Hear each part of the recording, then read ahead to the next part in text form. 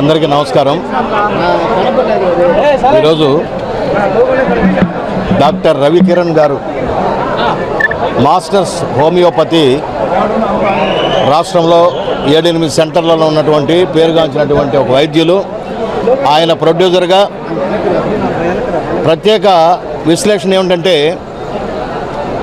చిత్తూరు జిల్లా నుంచి కమెడియన్గా ఎదిగి 3 సంవత్సరాల్లో చాలా పేరు ప్రఖ్యాతులు సంపాదించుకున్న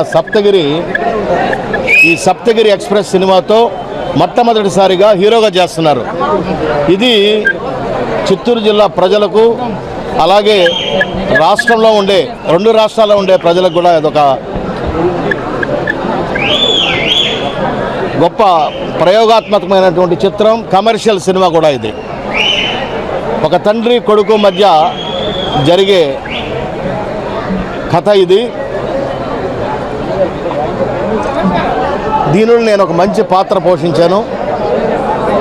నేను ఈ జిల్లావాసిగా, సప్తగిరి జిల్లావాసిగా మీరందరూ ప్రోత్సహించాలని, సప్తగిరిని ఆశీర్వదించాలని అతను పట్టుబడితేనే నేను ఈ క్యారెక్టర్ చేయగలిగాను.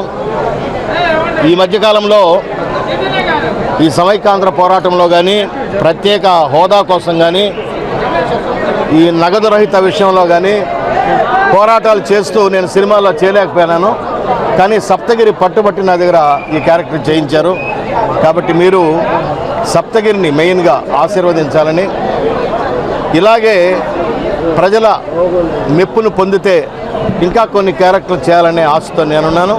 అలాగే సప్తగిరి గారు మీ ఆశీర్వాదంతో ఒక మంచి హీరోగా ఎదుగుతాడని నేను కోరుకుంటున్నాను.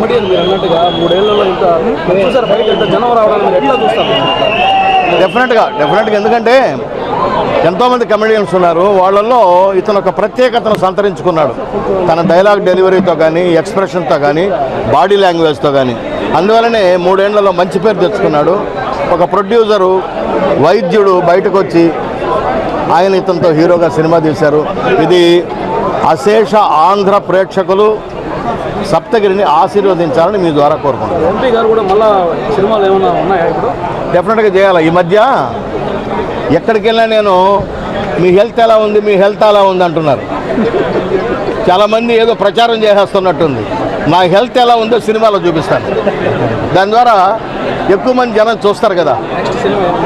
నెక్స్ట్ సినిమా కూడా మళ్ళీ మేము చేస్తున్నాం. చాలా ఆఫర్స్ ఉన్నాయి. యాక్చువల్గా ఈ చిరంజీవి గారి సినిమా కానీ, బాలకృష్ణ గారి సినిమా కానీ మాకు మిస్ అయింది. వాళ్ళతో కూడా చేసే రోజులు తొందరలో వస్తాయి. డెఫినెట్గా రాజకీయంతో పాటు సినిమాను కూడా నేను కంటిన్యూ చేస్తాను. Thank you sir. Thank you.